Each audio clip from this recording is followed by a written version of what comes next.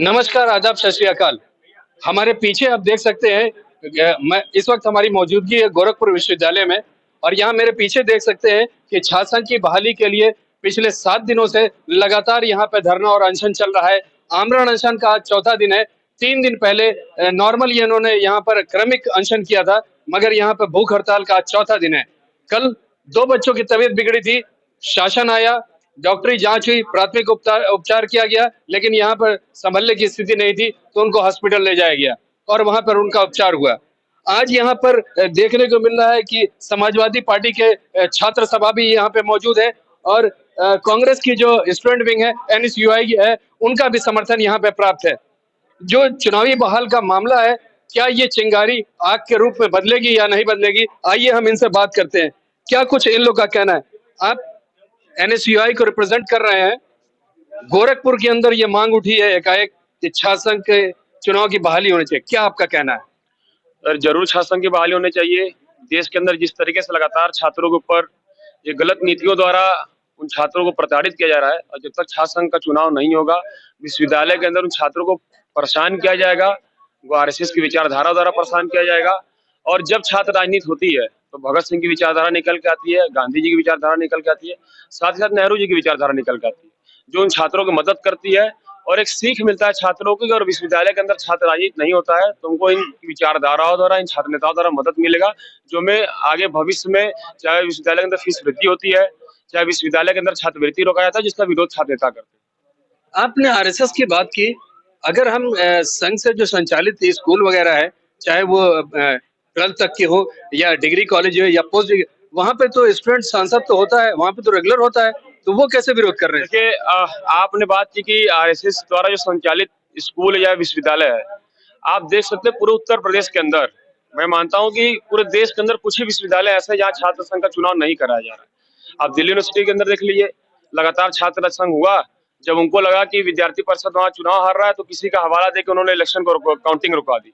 तो लगातार जिस तरीके से देश के अंदर छात्र राजनीति को समाप्त किया जा रहा है, और साफ तौर पर आता है कि पूर्ण रूप से आरएसएस की विचारधारा के लोग हैं जो छात्रों को नेता बनने से रोकने के लिए छात्र संघ को समाप्त कर रहे हैं। आप समाजवादी पार्टी से हैं, समाजवादी छात्र सभा के आप कार्यकर्ता हैं और बड़ी सक्रिय राजनीति रही है छात्रों की। कम से कम अगर समाजवादी की बात करें और प्रदेश की बात करें तो उसमें बहुत ज्यादा सक्रियता रही है। यहाँ पर चुनाव नहीं हो रहा है, क्या कहना चाहेंगे? देखिए, समाजवादी छात्र सभा और इलाहाबाद विश्वविद्यालय छात्र संघ की तरफ से हम सभी छात्र जो भी यहाँ पे आमरण अनशन कर रहे हैं छात्र, हम उनको समर्थन देने आए हैं।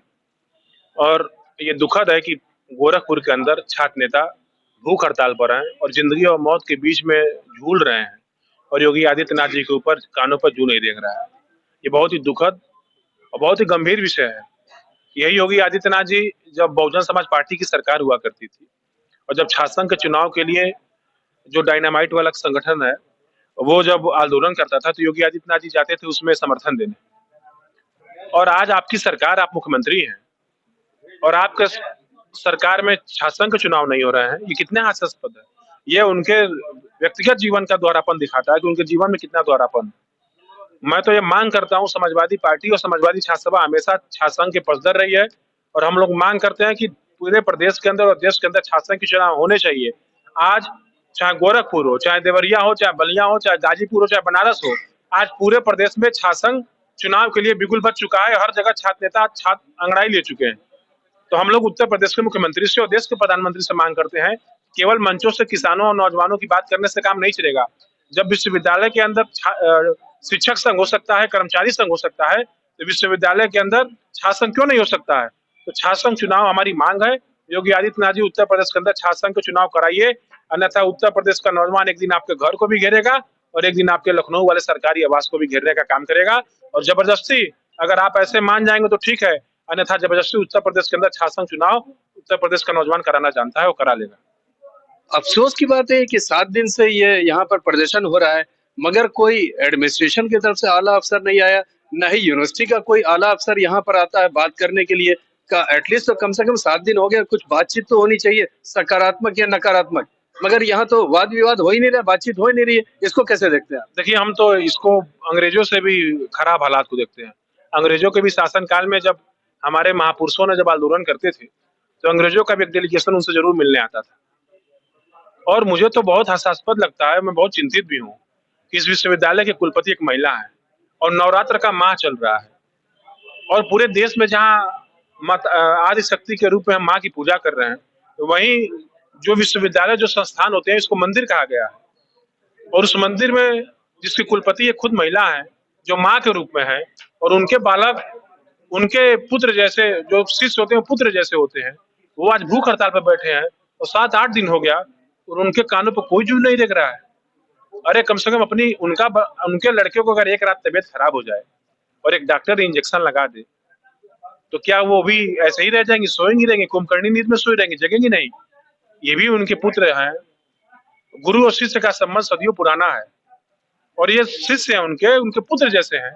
7 दिन से भूख हड़ताल पर बैठे हैं और कुलपति का ये हठ धर्मिता ये दिखाता है कि आखिर वो क्या कराना चाहती है। तो मैं तो निवेदन करूंगा कि कुलपति महोदया, अगर आपके पुत्र के साथ ऐसी कोई घटना हो जाएगी तो आप आखिर क्या करेंगे? भगवान न करे, माँ न करे कि कुछ उनके पुत्र के साथ ऐसा हो, लेकिन ये भी उनके पुत्र जैसे हैं।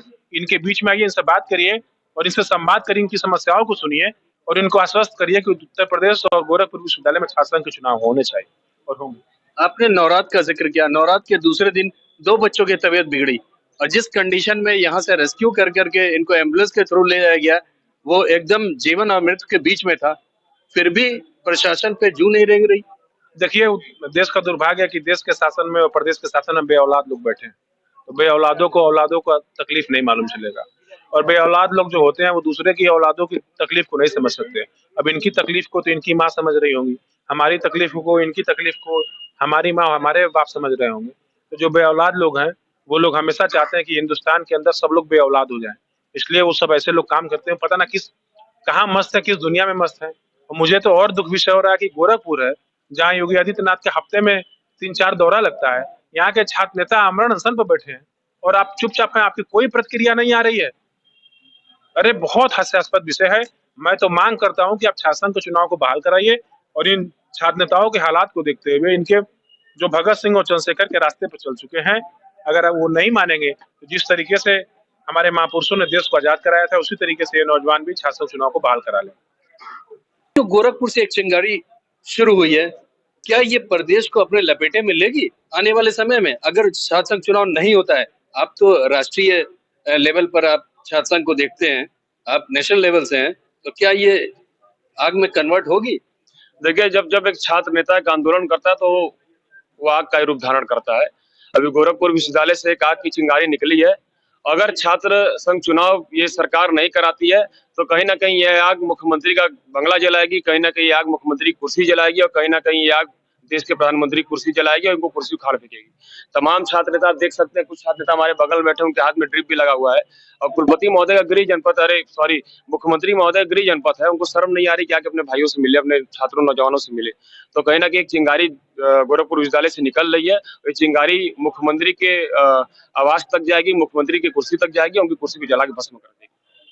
आपके बहुत कम समय नहीं है, हम जानना चाहेंगे। हमने कल आपकी एक्सक्लूसिव न्यूज चलाई थी जिस वक्त रेस्क्यू किया जा रहा था और आपको हॉस्पिटल ले जाया जा रहा था, संक्षिप्त में आपकी क्या प्रतिक्रिया? हमारी प्रतिक्रिया यही है कि तबीयत बिगड़ी थी, भले तबीयत खराब हो गई, आवाज वही बुलंद रहेगा और मैडम ये जानकारी ले ले कि एम्बुलेंस से जो तबीयत वहाँ चले गए, खराब हो गया, एक इंजेक्शन को चुवा के फिर इसी गोरखपुर विश्वविद्यालय प्रशासनिक भवन के लिए मैडम के लिए काल बन के छात्र नेता बैठे हैं। इसलिए मैडम को चेतावनी दे देना चाहता हूँ, इसी गोरखपुर विश्वविद्यालय प्रशासनिक भवन के नीचे अगर मैडम के प्रशासनिक अधिकारी कोई जिम्मेदार व्यक्ति अगर इस विश्वविद्यालय के प्रशासनिक भवन के नीचे 1-2 दिन के अंदर नहीं आते, आमरण अनशन करने के लिए तैयार रहेंगे और इसके बाद भी इसकी पूरी प्रशासन की जिम्मेदारी एवं जो तानाशाह रवैया कुलपति प्रोफेसर पूनम टंडन महोदय जी बैठी हैं, उनकी सारी जिम्मेदारी होगी। तो यहाँ पर अगर बात को मानने की कोशिश की जाए तो यहाँ पर छात्र संघ के बहाली के लिए यहाँ पर एक राजनीतिक रूप लेता चला जा रहा है और NSUI समेत समाजवादी पार्टी के भी लोग इसके अंदर इन्वॉल्व हो गए हैं और इनका सीधा मांग है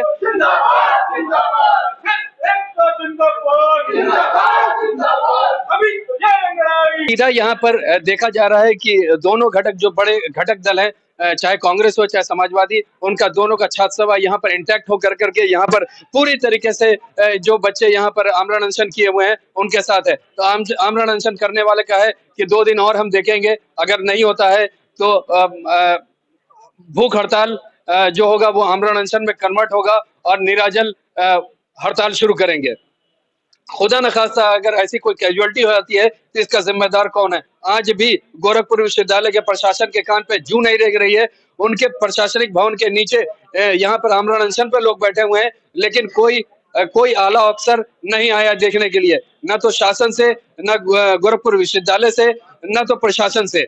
सिर्फ यहाँ पर चंद पुलिस को लगा दी गई है। अगर कोई बात होती है तो सीधा यहाँ पर नोक-झोंक होती है, जो पीछे देखी गई है, झड़प होती है और उसके बाद प्रशासनिक कार्रवाई की तरफ इनको गिरफ्तार कर लिया जाता है और फिर बिना चालान किए हुए 12 घंटा 18 घंटा बिना किसी चालान के रोक कर करके फिर इनको छोड़ दिया जाता है हिदायत दे करके। तो क्या इसी तरह से लुका छुपी चलती रहेगी? ये जो चिंगारी गोरखपुर यूनिवर्सिटी से निकली है, क्या ये आग लेकर करके उभरेगी? क्या ये उत्तर प्रदेश के राजनीति में भूचाल लाने की संकेत है? मैं मोहम्मद यूसुफ, गोरखपुर से EN डेली के लिए।